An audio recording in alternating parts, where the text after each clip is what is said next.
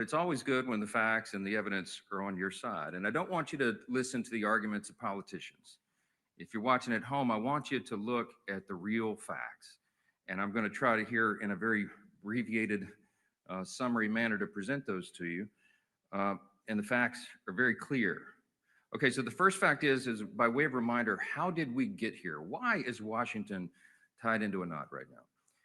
Well, I became Speaker almost 2 years ago, and I was frustrated, as most rank and file members of Congress are, frustrated about how Congress really doesn't work that well for the American people. That's why people are frustrated about it. We don't spend money responsibly here. We haven't for many years. And the reason for that is because typically for the annual funding of the government, it's done in a back room. Literally, there's a deal made by the top 4 leaders in Congress, and that's hoisted upon the members, usually at the end of the year, right before a holiday, in an omnibus spending bill. Sometimes the bills are thousands of pages long, and it's always said that few members have fully read it or understood it. That's largely true because they weren't involved in the process. So when I became Speaker, I've been doggedly determined to make this House and the Senate work again, to do right by the American people, to get the process, to rebuild the muscle memory, to get back to the way it is supposed to work. And what does that mean? It means that Congress is supposed to carefully deliberate over 12 separate appropriations bills every year. Why? Because we divide the spending of the taxpayers' funds into 12 categories so that everybody can go through that. And all the elected members, the duly elected representatives of the people, can come here and have a debate and a discussion. We do that through the Appropriations Committee, they're the specialists on it, the members of the House and Senate who work on it around the clock, 365, every day of the year. And then they put together a product. It goes to the full body in the House and then the full body in the Senate. And they work on that together, and they come up with the most efficient and effective way that they can build consensus around to spend the taxpayers' funds. Well, we started that process back this year, and I'm so proud to tell you that we're rebuilding the muscle memory. It's like pushing a boulder uphill, but we've got it done. And we worked 12 separate appropriations bills through the House Appropriations Committee. I mean, they worked hard in a bipartisan fashion, Republicans and Democrats. They worked on it steadily. We got 3 of those bills on the floor. We debated them on the floor. We passed them on the House floor. And we sent that over to the Senate. Meanwhile, the Senate passed 3 of their own bills off the floor. That hasn't happened around here in many years. And all of that process that I just described takes a lot of time and a lot of work and energy and effort. And our appropriators, while they were working in good faith, they ran out of time. Why? Because the end of the fiscal year is September 30th, not December 31. And so the clock was just running out. So what we did, because Republicans are in charge of both houses right now, is the responsible thing. Leader Thune in the Senate and I in the House, we sat down with our appropriators and we said, let's come up with a simple stopgap measure to keep the lights on and keep the government open so that appropriators can finish this very healthy process for the people they represent. And so we put together a very simple, clean, continuing resolution. Why do we say it's clean? Because there's nothing to it. It's 24 pages. It's the bare minimum. It just says, keep the status quo, which, by the way, for all my Democrat friends, is the Biden era policies and spending that we haven't been able to fix yet. We're in the process of getting appropriations done to repair all that, but we needed more time to do it. So in a bipartisan fashion, Democrats and Republicans got together and said, you know what? Fine, let's extend this until November 21st. The Democrats in the House agreed to that. That was the date. We put that bill on the floor. We passed it out of the House in bipartisan fashion. And we sent it over to the Senate. Well, now we expected, I thought, that Chuck Schumer would do what he's always done. The man has served in Congress 3/4 of my life, I think. And he has given impassioned speeches over the year, most recently in March of this year, that you have to fund continuing resolutions. You can't shut the government down because it's irresponsible and painful for the American people. He was right in March. He is not right today, which leads me to fact number 2. Fact number 1 was how we got here. Fact number 2 is why are we in this mess? Why did Chuck Schumer change his tune? And why is he now saying exactly the opposite of what he said 6 months ago? A picture's worth 10,000 words, okay? This is a copy of the Washington Examiner. Zoom in on that, all right? If you can't see this at home, I just had this on my desk in a big stack, and I found it. This is published March of 2025, March 26 exactly. It's a picture of Chuck Schumer looking very upset, very angry, walking out with a box, and all the House Democrats depicted their character, saying that he's an enemy of democracy. Why is he an enemy of democracy? Because the far left base in the Democrat Party has turned on Chuck Schumer because he did the responsible thing, get the lights on. Why? Because they want him to show a fight against President Trump. So Schumer doesn't want to be in this situation again. So he said, my gosh, he got his staff together and he got the far left wing of the party. He said, what do you want? What do you want me to fight on? So they created a red herring. A red herring is a distraction. They decided that they would pick a fight on healthcare. Well, let me look right into the camera and tell you very clearly, Republicans are the ones concerned about healthcare. Republicans are the party working around the clock every day to fix healthcare. This is not talking points for us. We've done it. A big part of the One Big Beautiful Bill, the working families tax cut, was to fix healthcare. Healthcare is broken in America. It's too expensive. The quality of care needs to rise. We need more access for more people, and we have lots of ideas to do that. But that issue is for debate in the next 3 months. It always was. We have members working on that. The tax credit, the subsidy you've heard about that expires December 31st, there's a lot of thoughtful debate and discussion that has already been going on about that and will go on about that. But that's a December 31 issue. So Chuck Schumer is scrambling. He has to have an issue. None of their policies are very popular.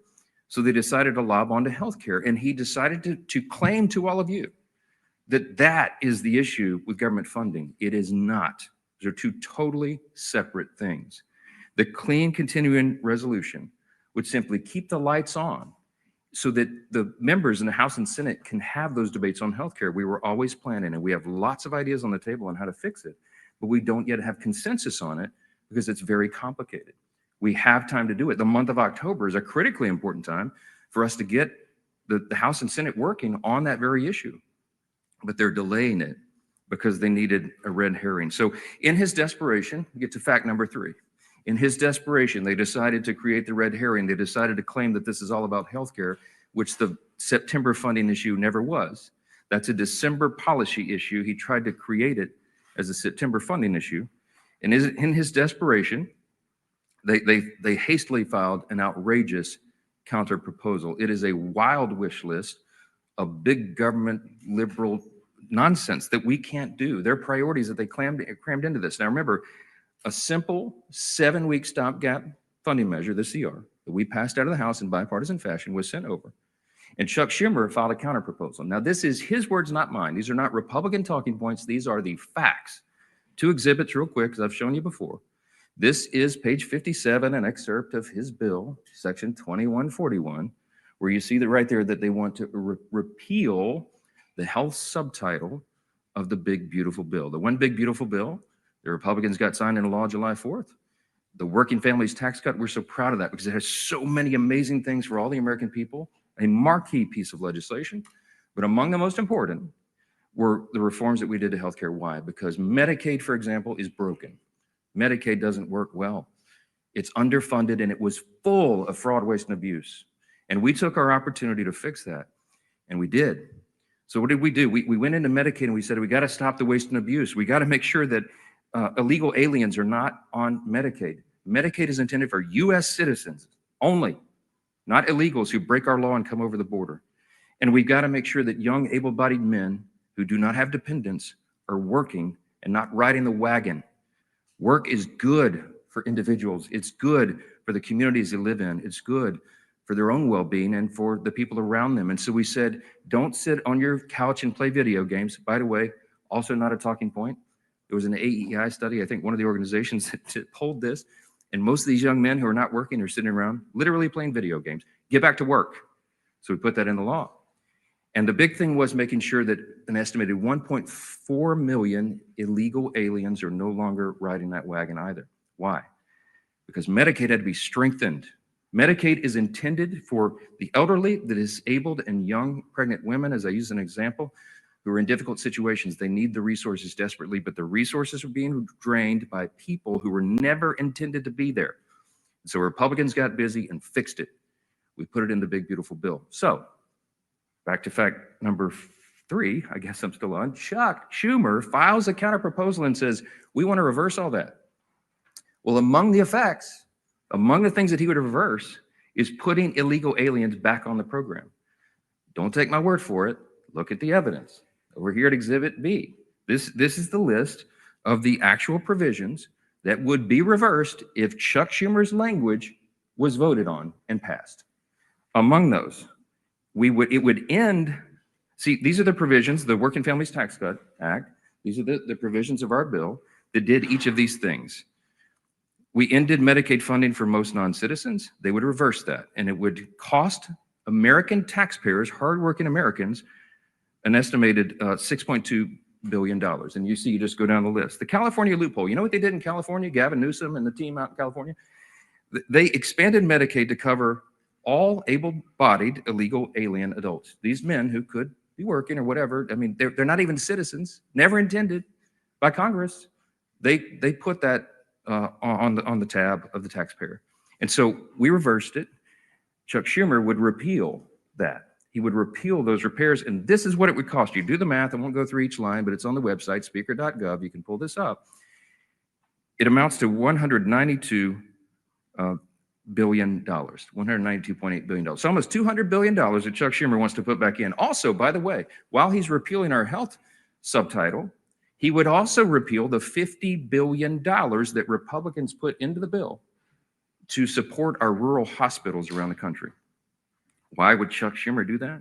Because he's desperate for political cover. Let me keep going on this. By the way, these are enhanced COVID era spending under Joe Biden for all this healthcare stuff. It was stolen, fraud, waste, and abuse, rife throughout the programs, and we fixed it, and they want to reverse that. By the way, this has always been what the Democrats wanted to do. You all remember, I know, the 2020 presidential election. We've all seen the video over the last week or so, where they asked every single candidate for Democrat, for the Democrat nomination on the stage running for president, is it your intention to give health care to illegal aliens who come into the country? Every single one of them raised their hands, including Joe Biden and Kamala Harris, and that explains a lot of this. All right, that's the facts. And I went on all the shows. I've been on all the programs, as many as I can, to just lay this out. And on some of these programs have been followed by Chuck Schumer or Hakeem Jeffries back and forth. Not one time have they been able to refute what they themselves put in writing. I hope that you will ask them about this. I hope that you will ask them, if it is indeed not your intention, why did you say that? Why did you do that? This is a key part of what they put into their counterproposal, which, by the way, amounts to $1.5 trillion in new spending that they want to strap onto a 7-week, simple 24-page stopgap measure to keep the lights on so we can do our work. Fact number 5, don't ask me, because here's the answer. Why aren't you negotiating? There's nothing for us to negotiate. The House has done its job. The House Republicans right now are working hard in their districts all around the country. They're meeting their constituents' needs. They're going and explaining and providing the answers, and they're trying to help them navigate through this madness.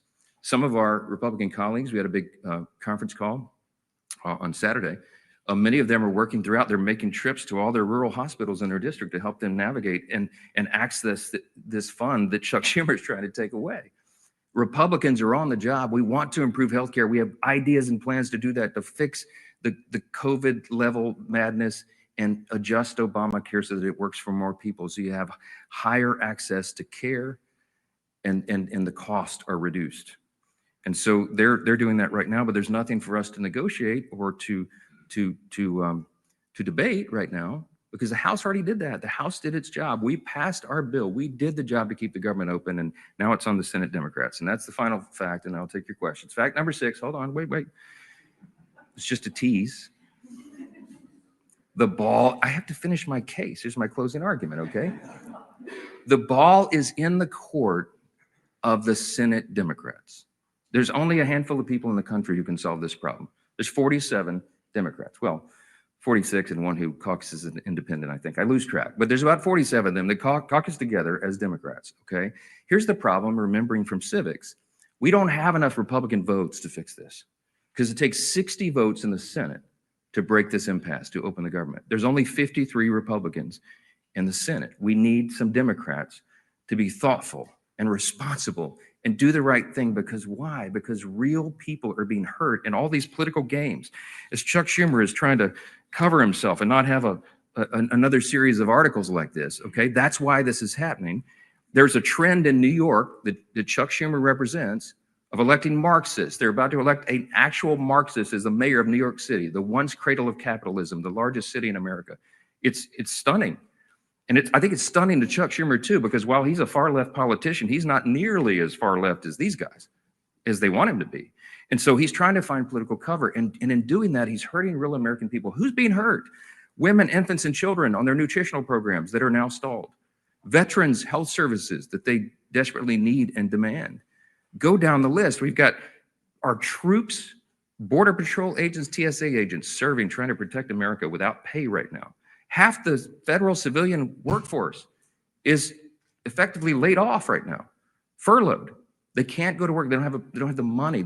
Chuck Schumer, for political cover, decided to turn off the funds, and real people are getting hurt. FEMA services. I keep saying this because I live in a hurricane state. We're in the middle of hurricane season, and flood insurance policies cannot be renewed or purchased right now because Chuck Schumer's playing political games. This is real pain for real people. I can go on. There are articles written in the last 2 days. Some of your outlets wrote about low-income Medicaid or Medicare recipients, for example, who have been able to receive health care at home because we expanded that through telehealth and all that. All that is shut down. Yet people with autoimmune deficiencies who are also disabled, they cannot go visit the doctor's office. So thankfully, mercifully, they've been able to be treated at home, but all that just stopped. So people are canceling their health appointments with their physicians. It is vitally important for them to stay alive because Democrats over here are playing games. We have one plea and one plea alone. We need a handful of Democrats to stop the madness, reopen the government so that we can get to these critical debates about the year-end policy decisions with regard to the further reforms to healthcare. Plain and simple, that's where we are. That's the facts, and everybody can draw their own conclusions. Don't listen to the words of politicians. Look at the actual evidence and the facts, and I think the case is very clear. Yes, sir, because you're standing up. Go ahead. Jeffrey just challenged you to debate on the House floor today. Do you see yourself debating him, or would you? When the poll says that about 13% of the people approve of your messaging, then you make desperate pleas for attention, and that's what Hakeem Jeffries has done. Look, my friend Hakeem had his shot. We debated all this on the House floor, as you know, before we passed our bill. He spoke for 7 or 8 minutes. He had all of his colleagues lined up. They gave it their best shot, and they argued, and they stomped their feet and screamed at us and all that. And still, we passed the bill in bipartisan fashion and sent it over to the Senate. The House has done its job. I'm not going to let Hakeem try to pretend for these theatrics. I mean, this is a Chuck Schumer decision. The ball is in the Senate's court now. The House has done this. We don't need to waste time on that nonsense. Those debates have been had. Colleague's a friend. I mean, Hakeem is a friend and a colleague. I respect him, but we all know what he's trying to do there. Yes, sir. I'm anxious to get my folks back. And look, I want to bring the House back into session and get back to work, but we can't do it till they turn the lights back on. We need Chuck Schumer to reopen the government, and as soon as he does that, we'll bring everybody back here. Yes, back row. Yes, sir. Why not call the House back into session? Because with respect to what you said at the start about the importance of passing funding bills, there are still 9 funding bills to pass in the House. Yeah, well, we remember we've passed them through the House committee. They're out of committee, and we'll get them on the floor. And the appropriators have been working, and they are working as we speak, on trying to figure out which packages of bills we can move to the floor next. And there's some really good discussion that's been had. I myself have spoken to Democrat appropriators on the other side about these things and our commitments to move that and do it. I will tell you, I mean, this is not some sort of confidential thing. I had I think a fruitful discussion with Senator Patty Murray about 2 days ago, a day or so ago. And I told her it is my full intention that if we break this impasse and we put these bills together, we have 3 of them in conference committee right now. Whatever the conference committee comes up with, I will put on the floor. I'm ready to go. But we've got to open government up so that they can move to that next level, so that conference committee can get that work done. That is small d democracy at its best. You get R's and D's, everybody in the room, and they hash it out, and whatever that final product is, we will move through the process. So we need to reopen government to do that. Yes, sir. Mr. Speaker, I know your intention is that these subsidies don't end until the end of this calendar year. Do you disagree with the Democrats' position that these insurance companies are setting their premium rates now and that people are gonna have to make open enrollment decisions in the near future? Yeah, Is that some, one of the reasons that you yeah. have to have this discussion now? Yeah, they've been saying that some of the insurance companies will be sending out notices in early November. The last time I checked, it's October 6th. We have the entire month of October. We'll stay here around the clock to work through all these things, but we have to get government open again to do it. They're trying to obscure the issue. We are talking about a simple funding measure that the Democrats themselves have voted on over and over and over. Chuck Schumer, they voted on it 13 times during the Biden administration. This is the exact same thing that was on the floor in March when Chuck Schumer, I should have brought his video and let him give you the speech of why it was so important to pass it. Nothing has changed except the politics. So that's a political issue that they're trying to make out of it. Yes, ma'am. Thank you. You mentioned that there is no negotiation to be had, but you also acknowledge that funding the government has to be bipartisan. So is the only way out of this for Democrats to completely drop their demands? Is there anything that Republicans are willing to give? And have there been any conversations? It doesn't even seem like the two sides are talking. I'm so glad you asked the question. Why aren't you dropping all of your demands so that it makes it more palatable for Democrats to join you? I didn't put any on the CR. Leader Thune and I have tried to explain this a few times.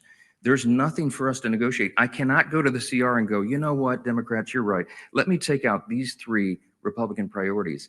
I didn't add a single Republican policy or priority or preference to the CR. It is 100% totally clean. It is an exact status quo replica of what we're doing right now, which again is Biden era policies and spending levels to our great chagrin, but in good faith.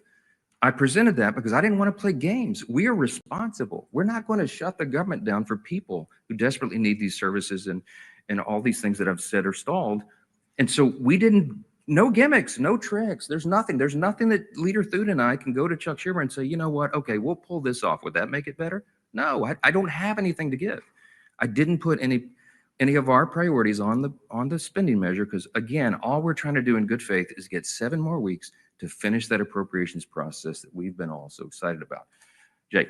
If you're not able to extend these subsidies, which is a possibility, it seems, who will own the political impact from that if health insurance does go up 200%?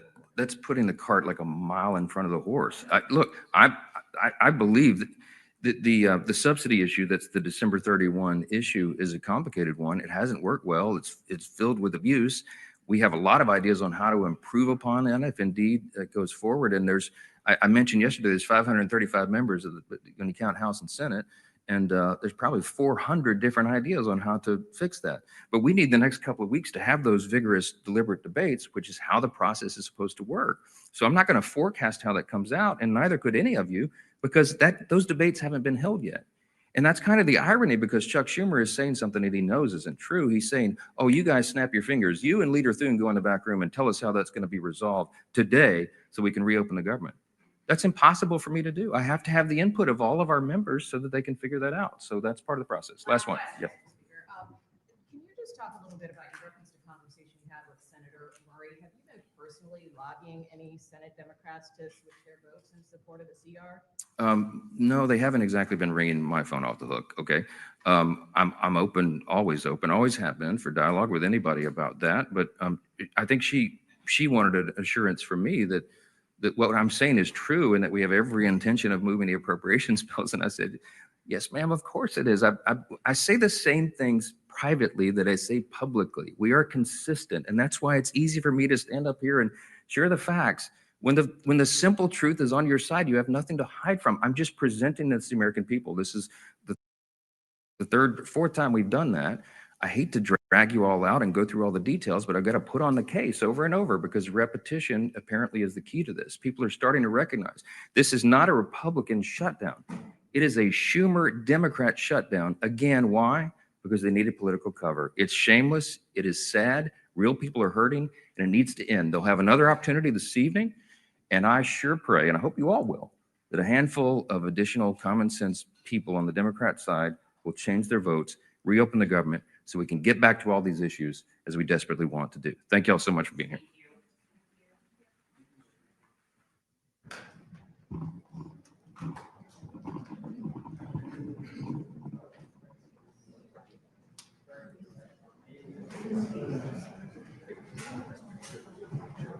Oh.